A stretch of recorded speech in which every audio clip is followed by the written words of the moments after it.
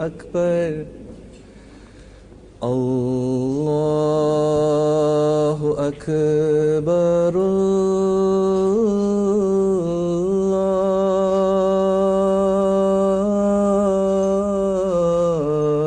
الله أكبر أشهد أن لا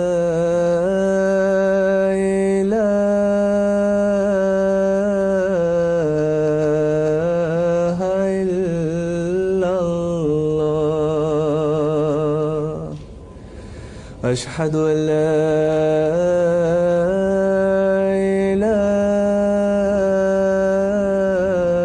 إله إلا الله أشهد أن محمدا رسول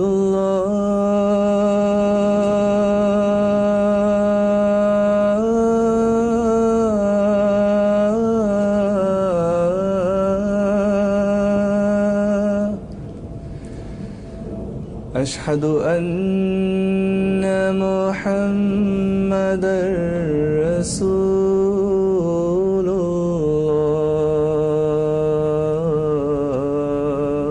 الله حي على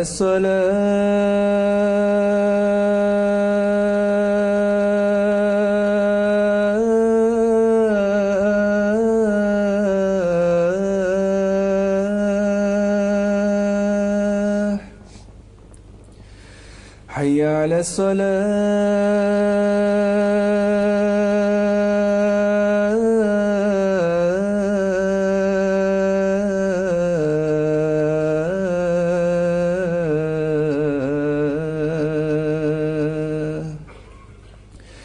حي على الفلاح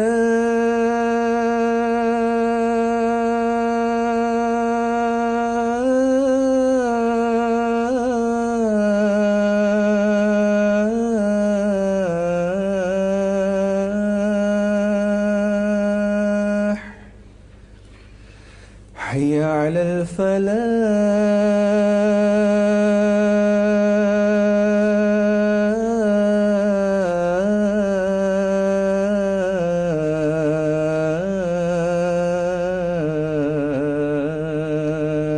الفلاح الله أكبر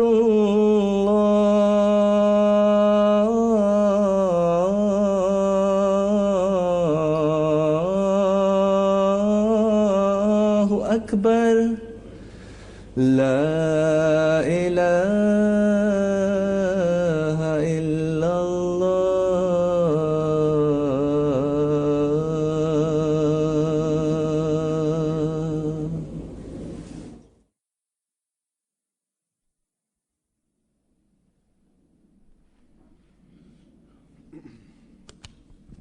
السلام عليكم ورحمة الله.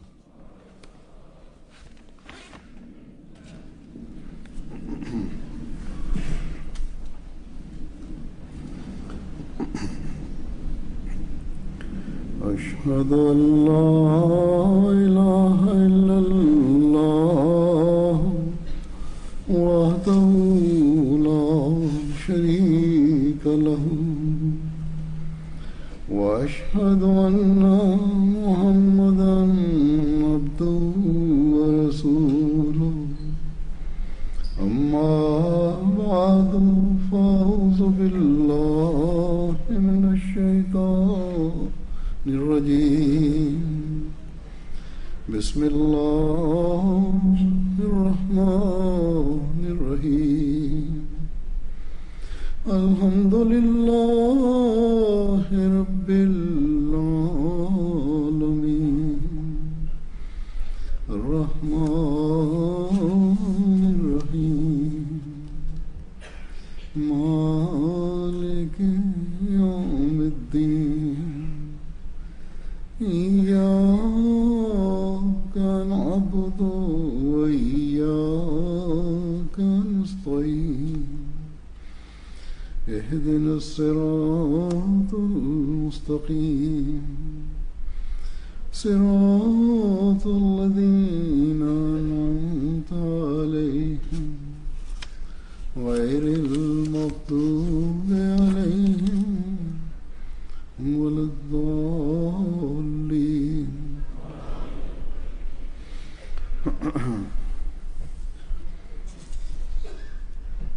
सबसे पहले तुम्हें ये Pertama-tama, saya ingin sampaikan bahwa tempat yang kita gunakan pada hari ini untuk melaksanakan ibadah salat Jumat dan untuk Jumat yang akan datang,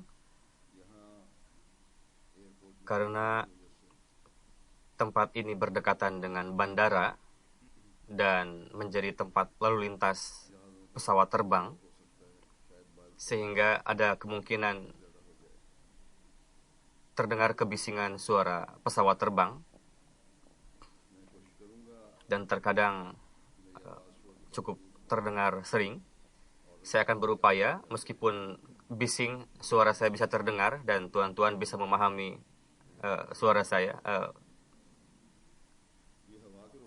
Jika suaranya hanya begini saja, insya Allah ta'ala masih bisa ditolerir. Katanya jika udara mengarah ke arah kita, maka suara akan terdengar lebih bising. Tapi jika sebaliknya, maka suara kebisingan tadi akan berkurang. Bagaimanapun, karena sempitnya tempat di Baitus Sabu, sehingga tidak bisa dilaksanakan ibadah salat Jumat di sana. Dan jemaat juga tidak menemukan tempat dengan harga yang sesuai untuk bisa digunakan sementara untuk ibadah salat Jumat ini. Saya rasa jika diupayakan sejak awal, insya Allah ta'ala bisa didapatkan, tapi sudah menjadi kebiasaan orang-orang kita, mereka memulai pekerjaan itu pada waktu yang sudah tepat pada waktunya. Dan berprasangka bahwa insya Allah ta'ala akan bisa dilaksanakan.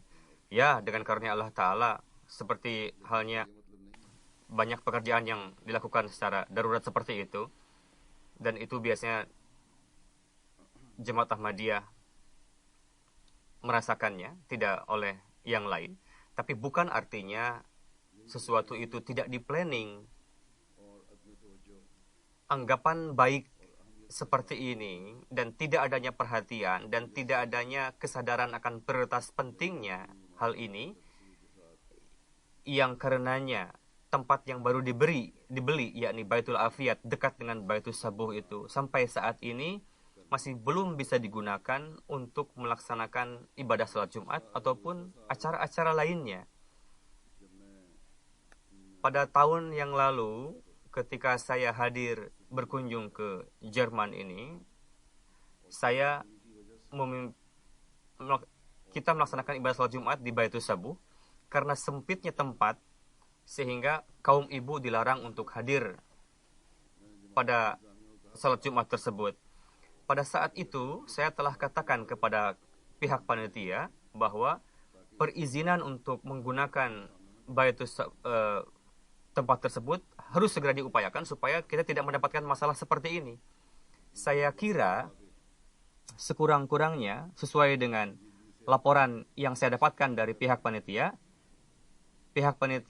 tengah mengupayakan dengan penuh kerja keras untuk mendapatkan perizinan, tapi sampai saat ini pihak Dewan Konsel masih melontarkan keluhan-keluhan kepada kita. Seharusnya pihak pengurus atau panitia memenuhi persyaratan sampai saat ini. Karena pihak Dewan Konsel juga bukan berada di bawah wewenang kita untuk memberikan izin dan sebagainya. Jika ini dilakukan sejak awal, perizinan untuk bisa digunakan, dan apapun perubahan yang bisa digunakan, jika pekerjaan ini dimulai sejak awal, maka saat ini mungkin tidak akan mendapatkan masalah seperti ini. Meskipun adanya cuti pada saat ini, liburan, sehingga karena orang-orang banyak yang hadir pada saat ini sehingga terasa sempit, ya di Baitul Afiyat pun mungkin akan terasa sempit sama. Tapi kan setidaknya Baitul Afiyat itu bisa digunakan untuk ibadah salat Jumat. Sudah berlalu 2 dan 3 tahun, bangunan itu sudah dibeli, tempat itu sudah dibeli oleh kita, namun masih ada hambatan bagi kita untuk dapat menggunakannya. saat itu ketika tempat itu dibeli oleh kita, kondisi dunia masih baik. Berkenaan dengan image umat muslim pada saat itu masih baik. Dan sebetulnya bisa didapatkan izin saat itu dengan cepat sehingga kita bisa menggunakannya. Tapi saat ini bagaimana image mengenai muslim semakin buruk dan semakin sulit bagi kita untuk mendapatkan perizinan. Mungkin Pak Amir Jerman atau pengurus mengatakan, ya memang harus seperti ini. Ya bagaimanapun, ini adalah kelalaian pihak panitia atau pengurus dan terbiasa untuk menggantungkan pekerjaan seperti ini. Yang karenanya, pada hari ini kita merasakan kesulitan seperti ini. Semoga Allah Ta'ala memberikan kebijakan atau akal kepada pihak pengurus jemaat dan bisa mengerjakannya dengan penuh, dengan baik. Tuan-tuan telah memilih para pengurus di sini, adalah tanggung jawab tuan-tuan juga untuk mendoakan mereka supaya Allah Ta'ala memberikan akal, kebijakan kepada mereka.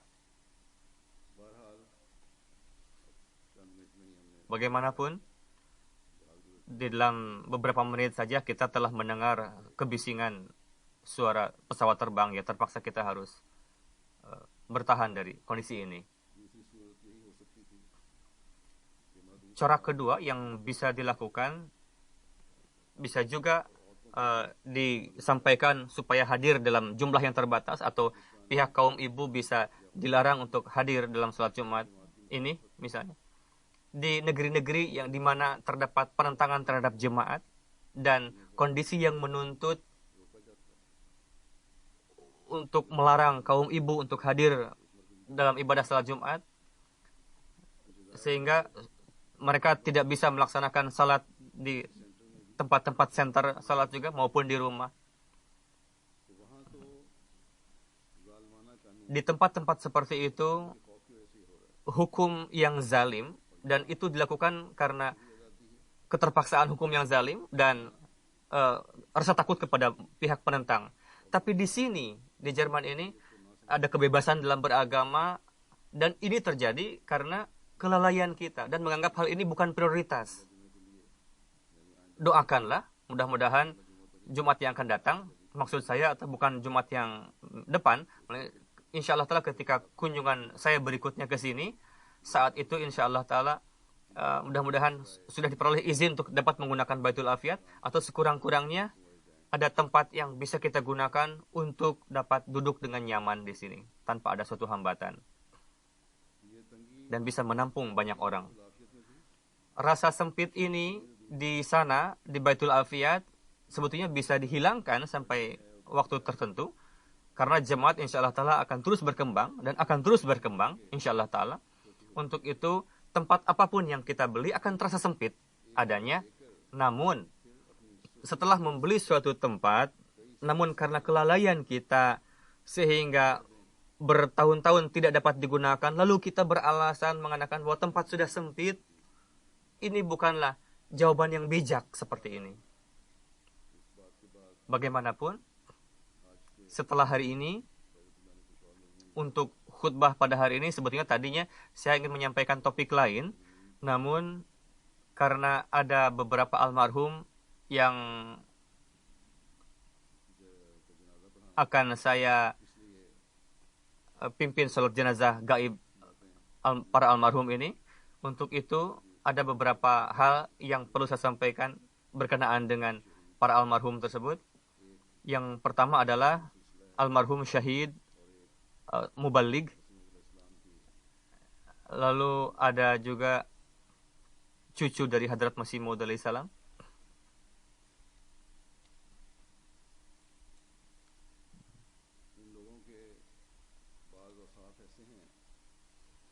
Bagaimana sifat-sifat para almarhum ini merupakan suri toladan yang baik bagi berbagai kalangan dalam jemaat ini.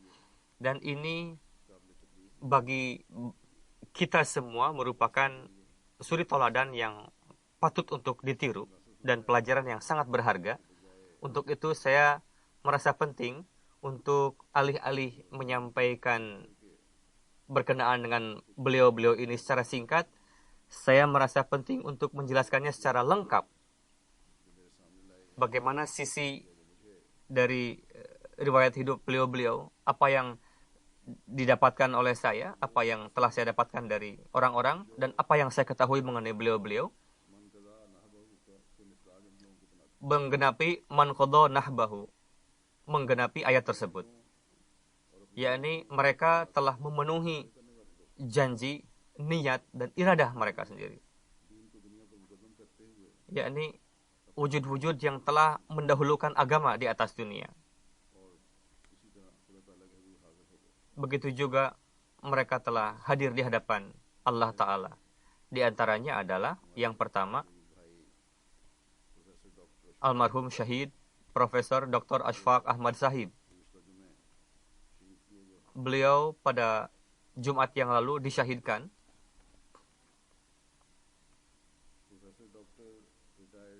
Profesor Dr. pensiunan adalah putra dari Syekh Sultan Ahmad Sahib, Lahore.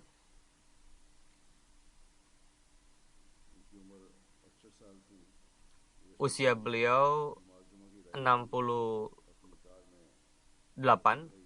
Beliau ketika melakukan perjalanan untuk sholat Jumat dari rumah ke masjid menggunakan kendaraan, maka ada orang tidak dikenal menggunakan motor, cycle, menembak beliau. Innalillahi wa inna ilaihi raji'un. Lengkapnya adalah pada hari Jumat, syahid almarhum berseteru dengan cucu beliau berusia 12 tahun. Dan ada kawan di halkah beliau, Zahir Ahmad Sahib. Beliau pergi dengan menggunakan kendaraan pribadi ke masjid. Almarhum syahid mengendarai mobil, menyetir mobil, dan cucu beliau di sebelah beliau, dan kawan yang lain ada di belakang. Ketika sampai di suatu tempat yang sedang ada perbaikan jalan sehingga macet di sana, mobil terhenti.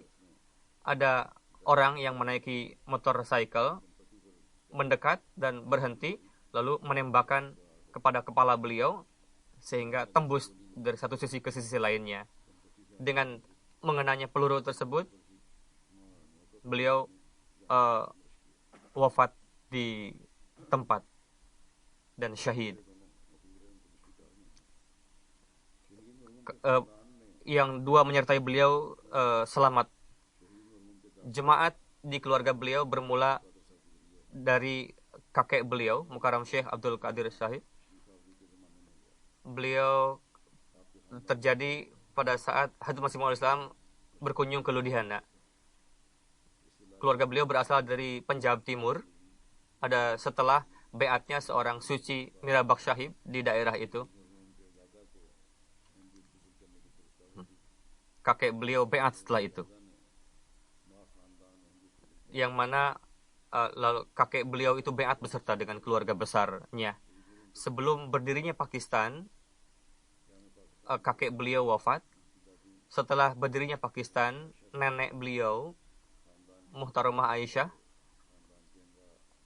memimpin keluarga beliau, memimpin keluarga, lalu hijrah dari India ke Lahore.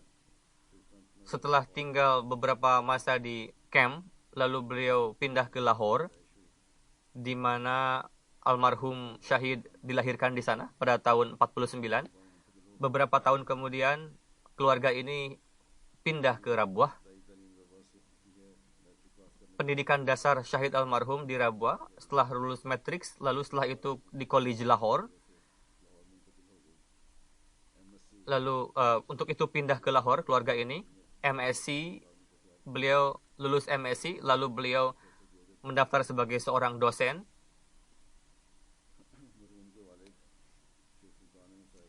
Ayah almarhum Syekh Sultan Ahmad Sahib adalah seorang inspektur di Punjab Police.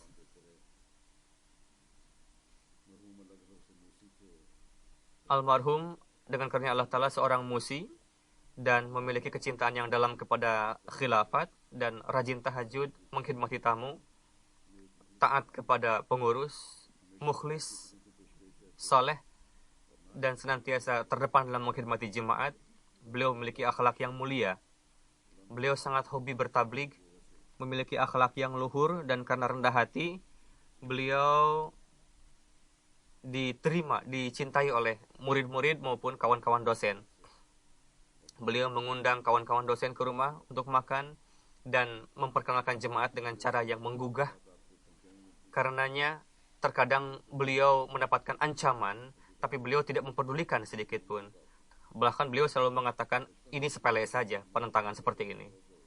Sejak kecil, almarhum memiliki gejolak kecintaan untuk mengkhidmati jemaat yang luar biasa, dan beliau berkhidmat dalam berbagai bidang, baik itu badan maupun kepengurusan.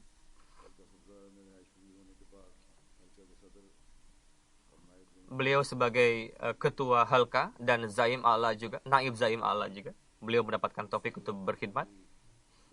Di tahun ini beliau ditugaskan sebagai sekretaris dakwat ilallah Ilham Akbal tahun Lahore, dan beliau melaksanakan tanggung jawab dengan sangat baik, membuat program-program. Istri beliau sakit bagian lutut, namun almarhum mengkhidmati sang istri dengan penuh kecintaan. Pada bulan Desember tahun yang lalu, istri beliau wafat lebih dulu. Beliau tidak memiliki putra. Ada anak angkat, darinya lahir 2 anak, yang salah satunya yang tinggal di Lahore bersama dengan beliau, dan anak itu juga lah yang menyertai beliau ketika pergi salat Jumat waktu pensyahidan terjadi. Saudara kakak beliau di Birmingham, Ilyas Sahib namanya, beliau menuturkan bahwa ini merupakan kakak yang penuh kasih sayang, sangat mencintai adik-adiknya seperti layaknya seorang ayah. Beliau sangat berperan penting dalam mentarbiati kami, adik-adik. Dan sholat dan terjemah Quran Karim kami belajar dari almarhum. Beliau sangat memperhatikan adik-adiknya, dan beliau membimbing kami dalam pendidikan. Dan beliau mempersiapkan kami untuk acara-acara jemaat dan untuk mengikuti pertandingan-pertandingan lomba-lomba dalam jemaat. Beliau mengajak kami untuk salat Jumat. Jika kakak atau orang tua rajin mengajak anak-anaknya hadir di masjid, maka akan begitu banyak jumlah yang hadir di masjid itu untuk salat Jumat. Beliau di dalam tugas-tugas jemaat biasanya mengajak kami.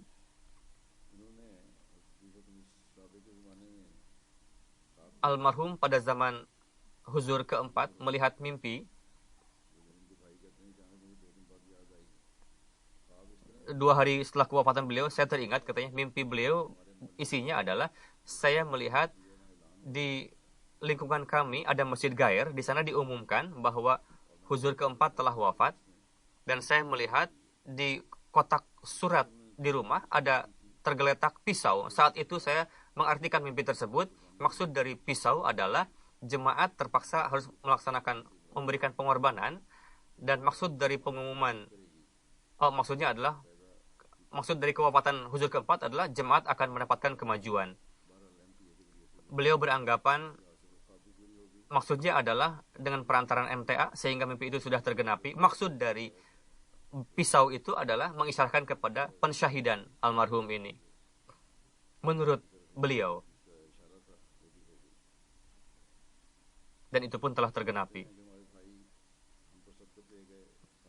Beliau mengatakan kakak kami telah mendahului kami dan memberikan nama baik bagi keluarga dan mendapatkan derajat syahid di antara keluarga kami dan menjadi suri tauladan bagi kami. Semoga Allah Ta'ala meninggikan derajat almarhum, memiliki 6 saudara laki-laki dan 1 saudari perempuan. Jenazah yang kedua, almarhum yang kedua adalah yang terhormat H. Nasiruddin Sahib, seorang muballigh in charge di Godavari East, India pada tanggal 7 April 2017. Beliau wafat karena tenggelam di sungai Godavari. Beliau wafat pada usia 42 tahun. Innalillahi wa inna ilaihi raji'un. Pada hari terjadinya musibah tersebut, beliau beserta dengan Amir Sekendarabad dan dengan anggota jemaat setelah salat subuh pergi ke sungai Banggalpuri. Beliau adalah seorang perenang yang baik.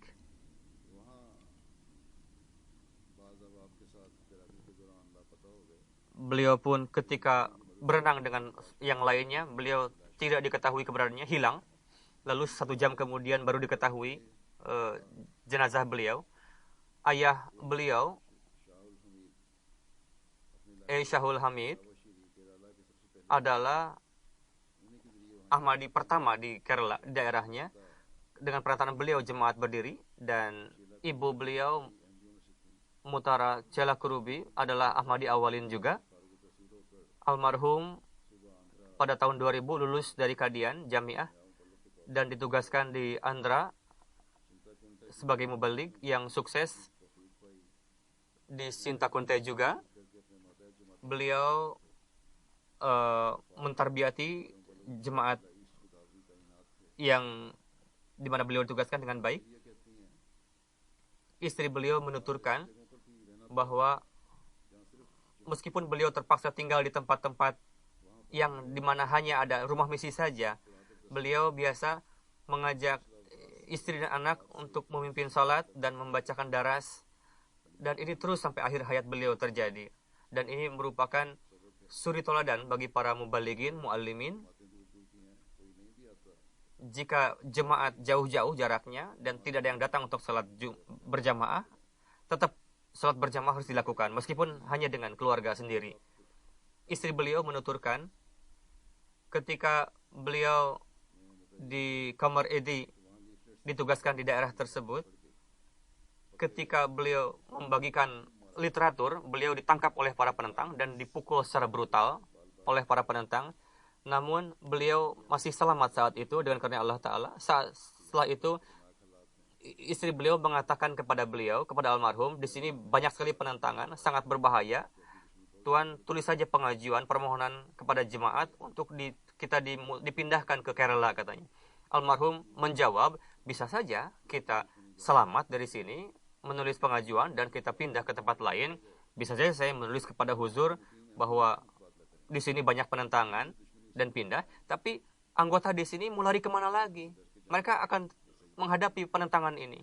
Jadi kita menghindari ini karena takut dengan penentangan, itu adalah keliru. Kita harus memenuhi janji kita, wakaf kita.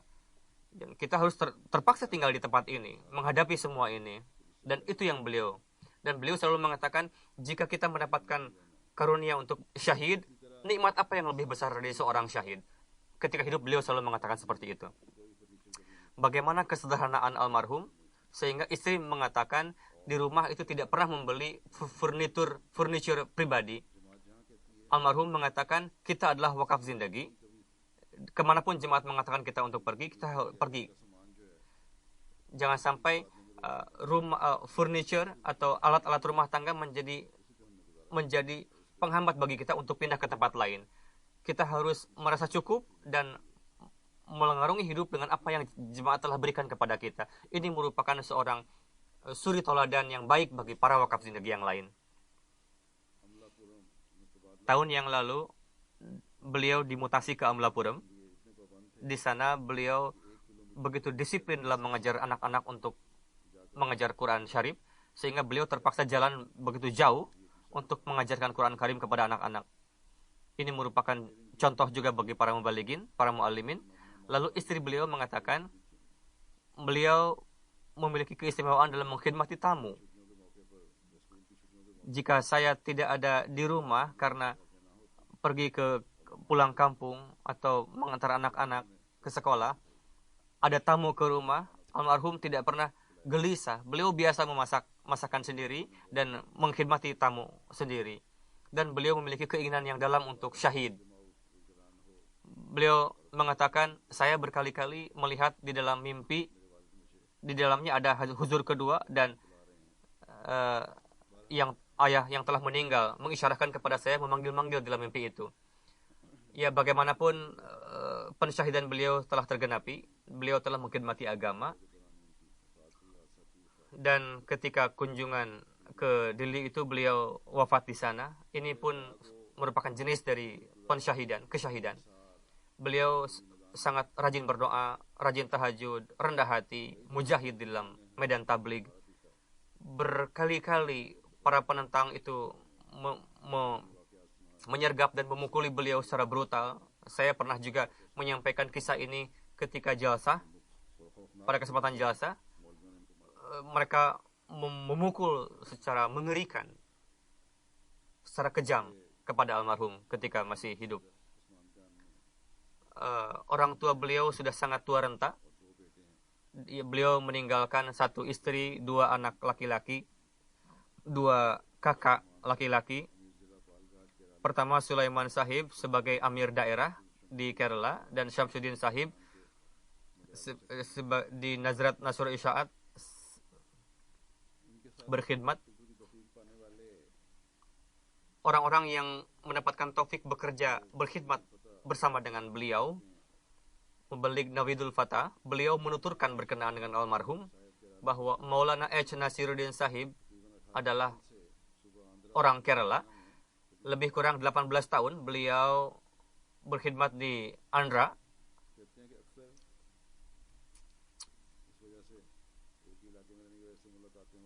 Karena tinggal bersama-sama, tugas bersama-sama di satu tempat, sehingga beliau biasa rendah hati dalam meeting-meeting.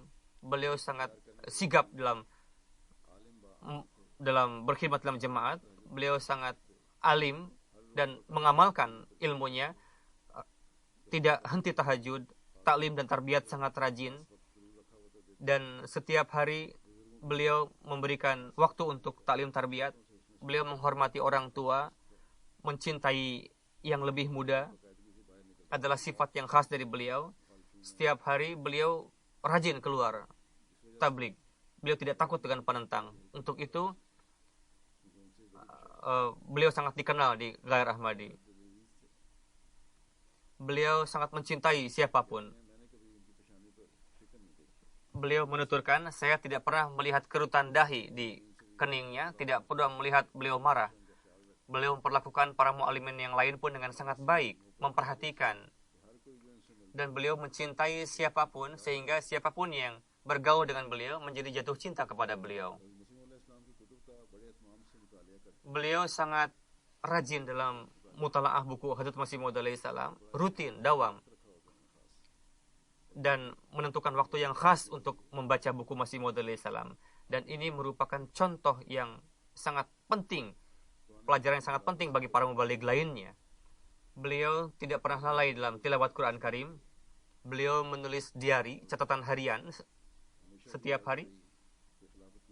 Dan beliau senantiasa ingat apapun yang disampaikan oleh khalifah, diperhatikan dengan serius, dan tidak hanya mendengarkan saja, beliau pun berupaya untuk sebisa mungkin mengamalkannya. Tidak menafsirkan apa-apa, melainkan setiap kata-kata yang keluar dari mulut khalifah diamalkan. Dan ini sangat penting bagi para wakaf zindagi untuk ditiru. Beliau mencintai khilafat dengan sangat dalam, dan beliau sangat mencintai Hadrat Rasulullah SAW dan Hadrat Masih Maud alaihi salam. Beliau mengatakan, ini merupakan keistimewaan yang sangat nampak di dalam diri beliau, dalam diri almarhum. Para penentang membawa beliau ke Bilal Masjid, lalu memukuli beliau secara brutal, dan namun almarhum bersabar dari menerima pukulan itu. Murabi Sahib menuturkan, ketika almarhum dibawa ke rumah sakit setelah dipukuli, saat itu saya menemui beliau di rumah sakit dan melihat almarhum. Saat itu beliau ditutup perban dan banyak luka, namun di wajah beliau nampak cahaya rohani dan beliau bahagia saat itu. Beliau pun para penentang menanyakan kepada saya, kata almarhum, dengan bertanya, apa yang telah didakwakan oleh Mirza Ghulam Ahmad, katanya. Almarhum menjawab, sebagai Nabi Zilli. Lalu penentang memukuli beliau lagi setelah mendengarkan jawaban itu. Lalu penentang tadi bertanya lagi kepada almarhum, apa itu yang dimaksud dengan Nabi Zilli? Almarhum menjawab, Nabi Zilli adalah Nabi yang didapatkan karena kecintaan beliau yang sangat dalam kepada Hadrat Rasulullah SAW. Lalu penentang memukuli lagi setelah mendengarkan jawaban seperti itu. Namun beliau sering menyampaikan riwayat ini dengan penuh rasa syukur. Beliau telah mendapatkan taufik dengan dipukuli oleh para penentang karena beriman kepada Hadrat Masih Maud alaihissalam. Dan Mubalik yang menuliskan ini menuturkan ketika beliau dimutasi ke tempat lain, bahwa saya dimutasi, kata beliau, namun setelah Anda masuk kepada kawasan yang banyak penentangan, Tuhan harus bekerja dengan penuh hikmat. Dan beliau pun almarhum menasihati saya bagaimana cara menghadapi penentangan dan bagaimana cara bertablik di tempat yang banyak penentangan. Beliau menasihatkan untuk jangan takut apa-apa. Jika harus bertablik kepada orang-orang, tabliklah dengan penuh keberanian. Jangan takut. Menasihati Mubalik yang akan datang ke tempat beliau. Lalu menuturkan bahwa almarhum senantiasa rajin tahajud, tilawat rajin setiap hari. Beliau periang dan mencintai khilafat, dan beliau rajin salat berjamaah, menghormati tamu dengan baik, dan menghindari foya-foya, buang-buang uang. Dan beliau, jika ada soal yang ditanyakan kepada beliau, kepada almarhum, beliau biasa menjawab dengan jawaban yang terbaik. Di dalam acara apapun, khususnya ketika safar dengan para khuddam, beliau biasanya menyampaikan kisah-kisah yang menggugah keimanan kepada kita semua. Siapapun yang tinggal dengan beliau, bergaul dengan beliau, akan mencintai beliau.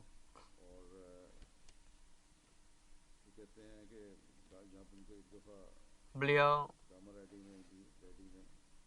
di suatu ketika di Qamar IT, beliau ketika membagikan literatur kepada Ghair Ahmadi, lalu para penentang datang, para penentang membuat planning untuk menangkap beliau. Namun almarhum saat ketika ada acara Hari Muslim Maud, beliau sudah sampai di masjid, lalu ada Ghair Ahmadi sebanyak 100 orang datang untuk menangkap beliau, tapi karena tidak mendapatkan beliau di jalan, sehingga para penentang Ghair Ahmadi tadi menyandra seorang muallim kita, dan istri beliau dan juga 2 anak beliau menyandra Pak Muallim ini, lalu mengatakan, sebelum S. Nasiruddin datang kepada kami tidak akan melepaskan kamu, katanya Pak Muallim ini. Lalu ketika almarhum mengetahui ada ancaman seperti itu, almarhum dengan beraninya datang menghampiri para penentang dan mengatakan, sayalah Nasiruddin.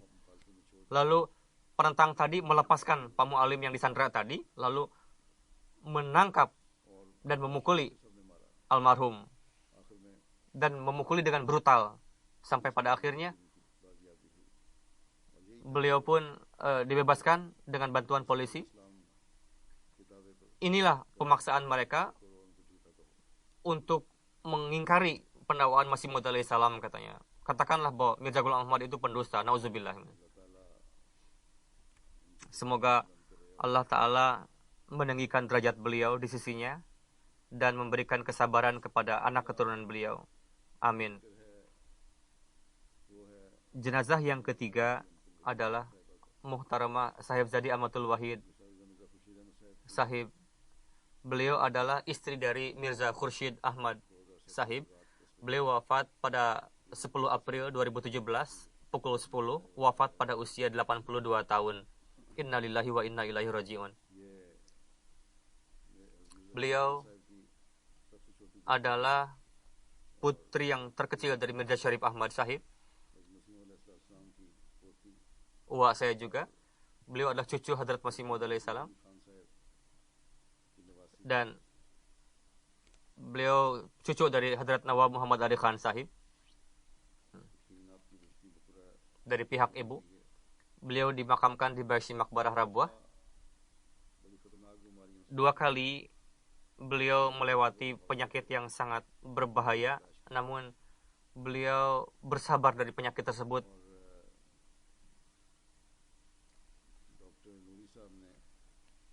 Dr. Nuri Sahib menulis berkenaan dengan beliau, almarhumah.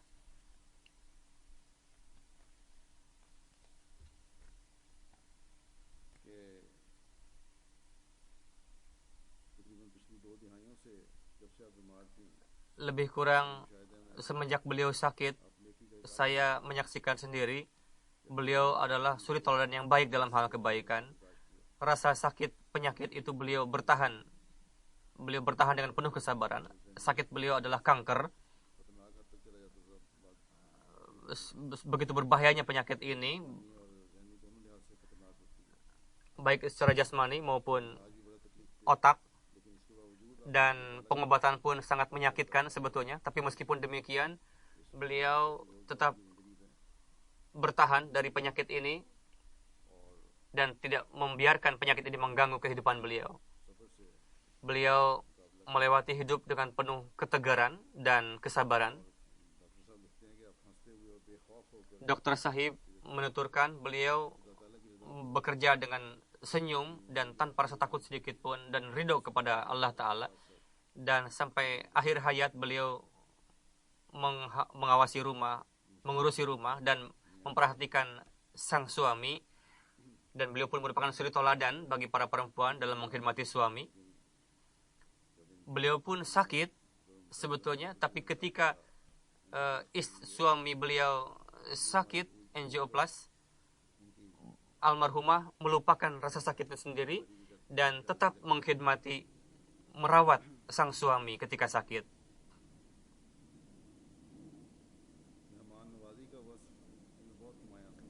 Sifat dalam mengkhidmati tamu sangat khas di dalam diri beliau. Jika kapan saja tamu datang kepada beliau, beliau biasa mengkhidmati tamu. Dan tamu banyak sekali ketika jalasah, juga ketika syura. Beliau senantiasa memperhatikan dengan baik para kebutuhan para tamu. Setelah sakit, beliau pernah datang ke London juga 2 kali. Pada tahun 2005 juga saya mulakat dengan beliau setelah menjadi khalifah. Ketika datang ke sini pun saya pun mulakat dengan beliau. Keikhlasan dan kesetiaan yang dalam di dalam diri beliau dengan khilafat. Meskipun kami adalah kerabat dan beliau sudah jauh lebih tua daripada saya, tapi beliau menemui saya dengan penuh kerendah hatian dan rasa hormat.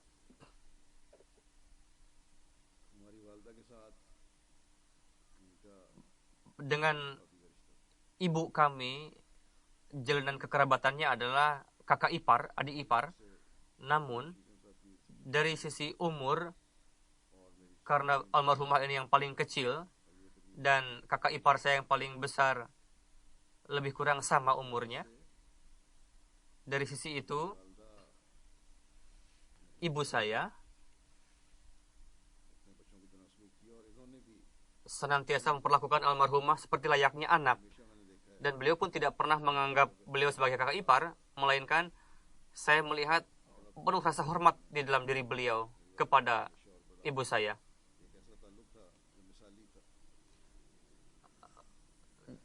Satu jalinan yang patut dicontoh.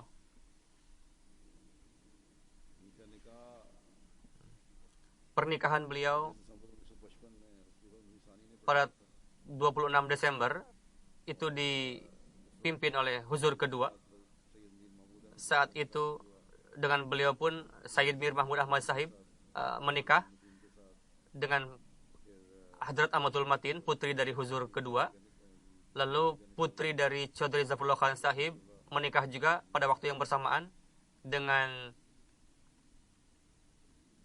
yang terhormat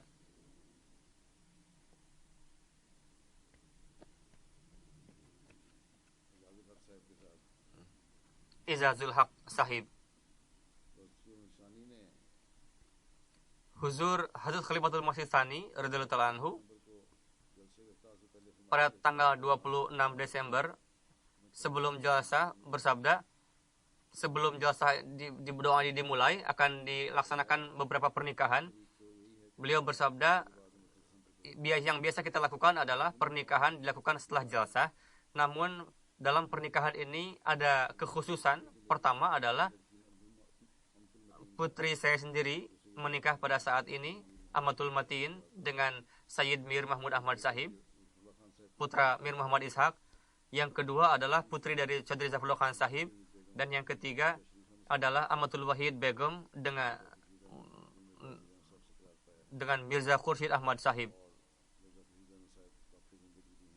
Mirza Khurshid Ahmad Sahib seorang wakaf zindagi, dan beliau tengah menuntut ilmu dan insya Allah telah akan mewakafkan diri. Hazrat Muslim Maud membacakan doa pernikahan lalu bersabda, semoga Allah Ta'ala memberkati semua pernikahan ini, dan secara duniawi insya Allah Ta'ala semoga kekuatan jemaat di masa yang akan datang dengan perantaraan pernikahan-pernikahan ini. Beliau dianugerahi 6 putra-putri, yang mana 4 diantaranya adalah wakaf zindagi, 2 dokter di Fazil Umar Hospital, yang 1 dokter PhD di Nazarah Ta'lim, dan yang 1 lagi seorang pengacara di kantor hukum Jemaat Ahmadiyah di Rabuah. Pengkhidmatan beliau di Lajnah lebih kurang 29 tahun sebagai Sekretaris Sanat wa Tijarat dan Naib Sadr. Sebagai Naib Sekretaris Sanat wa Tijarat, beliau berkhidmat dengan sangat baik. Beliau memiliki kecenderungan yang sangat baik dan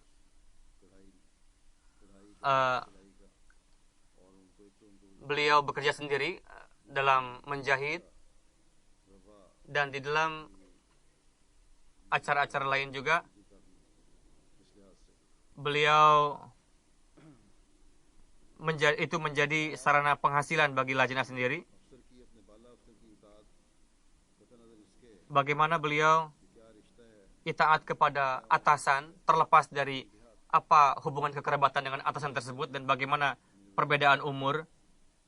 Istri saya sendiri mengatakan ketika beliau menjabat sebagai sadar Lajnah, maka beliau sebagai naib sadar bekerja dengan sangat baik, dan beliau selalu bekerja dengan sangat baik dan penuh kerendahan hati dan dengan penuh keitaatan.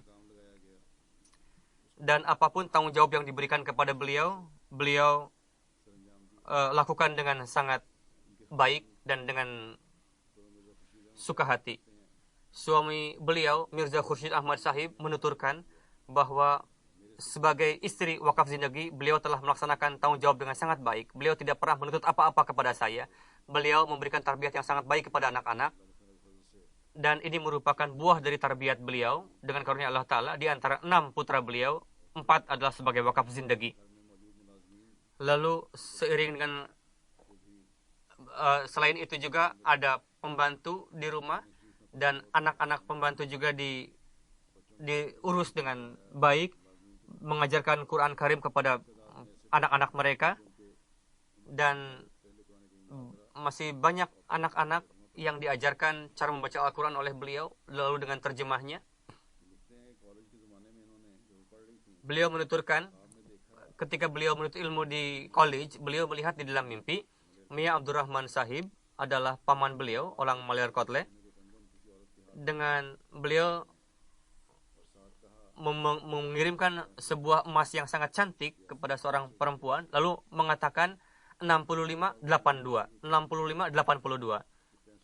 Beliau mengatakan 65 dan 82. Lalu beliau menanyakan apa maksudnya itu 65 82. Berkenaan dengan hal itu, saya baru faham ketika pada tahun 65 huzur kedua wafat, dan pada tahun 82 huzur ketiga wafat. Putra beliau, Aziz Ahmadil, menulis bahwa pada kesempatan jalsa salanah ada lebih dari 100 tamu yang datang, tapi beliau mengkhidmati para tamu tersebut dengan baik. Ketika huzur keempat hijrah dari Pakistan ke London, untuk safar huzur beliau mempersiapkan cai dan makanan-makanan lainnya.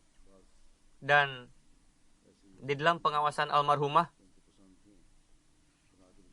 hal-hal yang disukai oleh huzur keempat beliau kirimkan makanan-makanan tersebut, dan itulah perlakuan yang beliau yang berikan kepada huzur keempat. Begitu juga kepada saya, beliau biasa mengirimkan makanan yang saya sukai, manisan yang saya sukai, dan beliau sangat menghormati khilafat.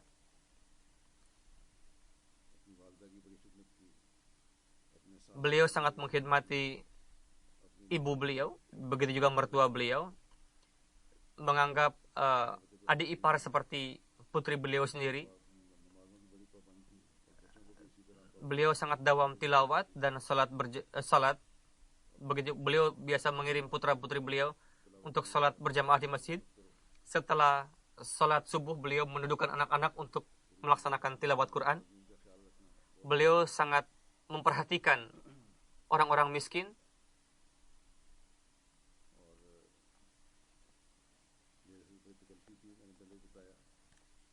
Beliau memiliki jalan yang tidak segan dengan saya. Setelah saya menjadi khalifah, putra beliau mengatakan, biasa saya meminta pekerjaan dengan memaksa, katanya, dan saya lakukan. Saya pun meyakinkan beliau untuk jangan segan-segan, tapi beliau tidak pernah menuntut apa-apa kepada saya, dan apapun yang saya katakan kepada beliau, beliau amalkan itu dengan sebaik-baiknya, dan beliau ridho akan hal itu.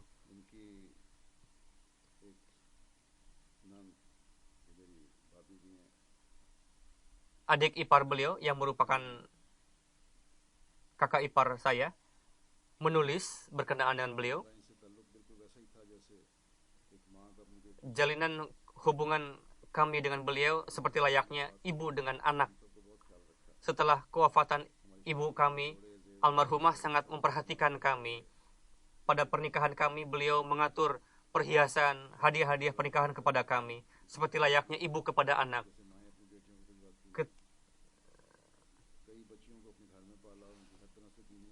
Beliau mengurusi, merawat anak-anak orang lain di rumah beliau juga, dan memperhatikan pernikahan mereka. Ada juga anak perempuan seorang pembantu di rumah, dan beliau pun urus. Dan ketika anak pembantu tadi menikah, beliau almarhumah mengatakan kepada kami, jika kalian tidak hadir dalam pernikahan dia, maka saya tidak akan hadir dalam pernikahan anak-anak kamu nanti, katanya. Begitulah kecintaan beliau kepada orang-orang. Adik ipar beliau yang paling kecil menulis bahwa pernah saya bertanya kepada beliau, sejak umur berapa Anda mulai melaksanakan ibadah tahajud? Almarhumah tidak menjawab dan berusaha menghindar, tapi karena saya memaksa berkali-kali, akhirnya almarhumah menjawab, saya memulai tahajud sejak umur 12 tahun. Begitu juga jahez atau hadiah pernikahan anak-anak orang lain beliau biasa berikan, dan beliau uruskan dana-dana untuk membantu pernikahan orang lain. Jika ada anak-anak miskin yang beliau mengatur makanan dan pernikahan anak-anak orang miskin supaya terlihat meriah. Bagaimana kecintaan beliau kepada khilafat? Ada satu kisah, ada seorang yang menulis bahwa suatu ketika beliau ada botol madu di rumah beliau. Saya mengatakan, katanya, Tuhan berikan kepada saya. Beliau mengatakan, saya tidak bisa memberikan botol ini karena ini pemberian khalifah. Silahkan kamu ambil botol yang lain, katanya, botol madu yang lain. Beliau memiliki 6 menantu perempuan.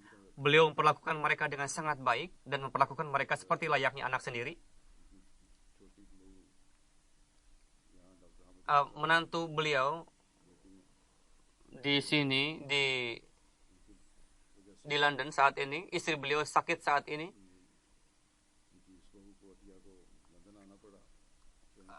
Dan menantu beliau terpaksa harus datang ke London. Meskipun beliau sendiri sakit, almarhumah ini, tapi tetap menyuruh menantunya untuk pergi menengok ibunya. Biarkan, jangan pikirkan anak kamu, biar saya yang merawat anak kamu, katanya. Padahal beliau sedang sakit. Beliau melakukan pekerjaan sendiri meskipun dalam kondisi yang sakit.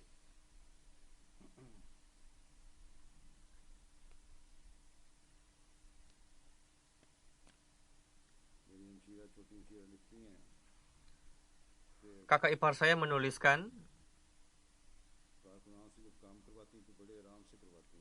ketika beliau meminta para karyawan beliau bekerja, beliau mengatakan dengan baik, dan jika ada kerugian yang menimpa beliau, beliau tidak marah. Untuk itu, para anggota lajnah sangat suka bekerja dengan beliau. Dalam urusan nizam juga, beliau sangat sempurna. Jika ada sesuatu menghadapi kesulitan, beliau berupaya untuk memberikan solusi dalam menghindarkan kesulitan tadi. Ada seorang yang menulis, di dalam amalan manusia memang ada saja kelebihan kekurangan.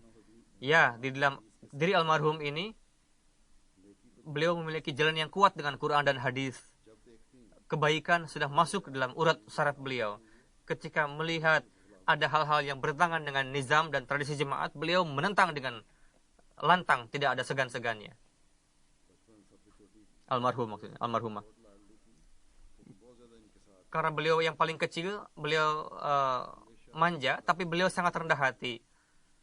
Beliau menjumpai setiap orang dengan penuh kerendahan hati. Kakak ipar saya yang besar menulis,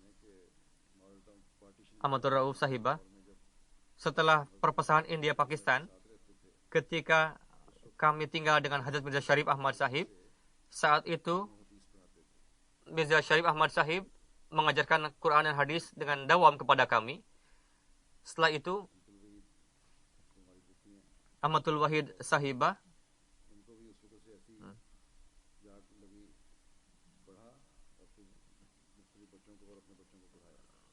lalu setelah beliau pun belajar dan mengajarkan kepada anak-anak yang lain. Ada seorang anak yang bermasalah adalah lidah beliau, lidah anak ini. Namun beliau dengan sabar mengajarkan anak tersebut berjam-jam sampai bisa anak tersebut. Begitu sabarnya.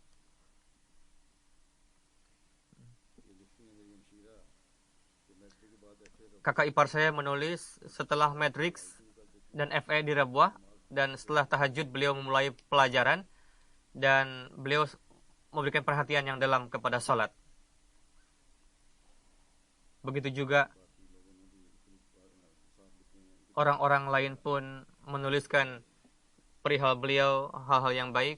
Putra beliau menulis sebelum khilafat bagaimana kecintaan beliau almarhumah kepada Tuhan sebelum jadi khilafat.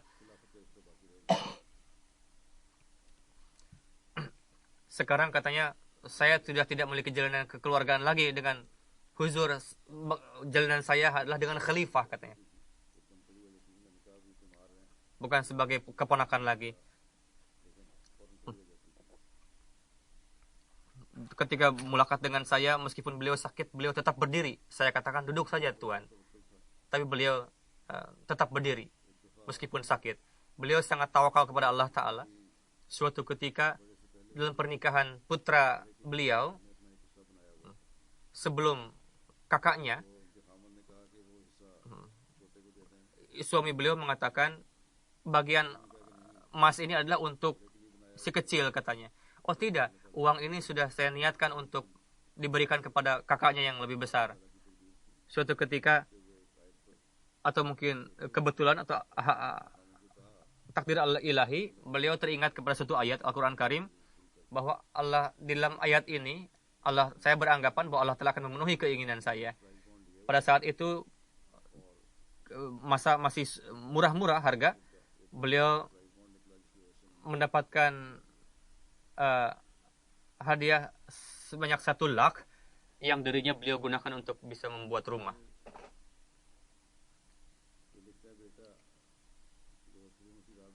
Putra beliau menulis, ketika terdengar kabar kewafatan Huzur keempat, lalu kami pergi ke masjid untuk sholat. Dan beliau pun, ibu kami pun sedih dengan kami. Ketika kakak ipar kami menangis dengan keras akan kewafatan Huzur keempat, almarhumah mengatakan, diam, saat ini adalah saat untuk harus banyak berdoa, bukan menangis. Ketika saya berumur 9 tahun, ketika Huzur ketiga wafat, saya tertawa tiba-tiba karena saya masih kecil. Almarhumah memarahi saya dengan keras. Bagaimana kondisi jemaah saat ini? Kenapa kamu tertawa? Jadi sejak kecil beliau sudah memiliki kesadaran akan pentingnya jemaat. Begitu juga beliau membawa anak-anak ke center-center salat dan menyuruh anak-anak untuk menghafalkan ayat-ayat Al-Quran. Di rumah beliau juga ada anak-anak yang dibesarkan, yang suaminya juga karyawan di private secretary. Bahwa sejak 4-5 tahun yang lalu saya hidup di rumah beliau. Beliau mentarbiyati saya, menikahkan saya. Kadang beliau memanggil saya ke rumah untuk membantu pekerjaan. Ketika beliau datang ke rumah saya, ada sofa yang sudah lama. Beliau mengatakan, ini dari mana ini? Oh, ada ya tetangga yang ngasih kepada saya. Biarkan sofa ini, beli yang baru katanya. Beliau memberikan uangnya. Beliau sangat memperhatikan pendidikan anak-anak saya. Dan pada masa-masa terakhir pun, beliau membuatkan emas perhiasan untuk anak-anak, untuk pernikahan anak-anak kami. Beliau sangat memperhatikan hubungan kekerabatan sepesusuan. Orang yang menyusui anak-anak, putranya ada di Switzerland. Beliau almarhumah senantiasa memperhatikan kesulitan yang dialami oleh saudara-saudara beliau. Ada seorang saudara beliau menulis bahwa almarhumah memperhatikan orang-orang dengan penuh kerendahan hati meskipun beliau sendiri dalam keadaan sakit. Semoga Allah Ta'ala melanggengkan sifat-sifat baik ini pada putra-putri beliau dan kecintaan kepada khilafat juga. Semoga Allah Ta'ala meninggikan derajat almarhumah di sisinya. Setelah salat Jumat ini, kita akan melaksanakan salat jenazah gaib.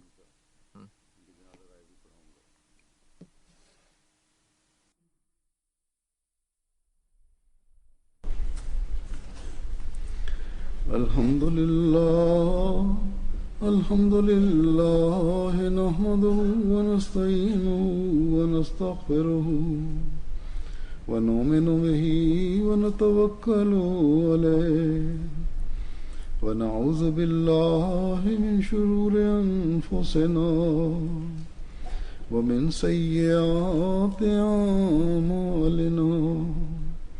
من يهده الله فلا مضل له ومن يضلل فلا هادي له ونشهد أن لا إله إلا الله ونشهد أن محمدا عبده ورسوله. عباد الله رحمكم الله، إن الله يأمر بالعدل والإحسان وإيتاء ذي القربى وينهى عن الفحشاء والمنكر والبغي يعظكم لعلكم تذكرون. اذكروا الله يذكركم وادعوه يستجب لكم ولذكر الله أكبر.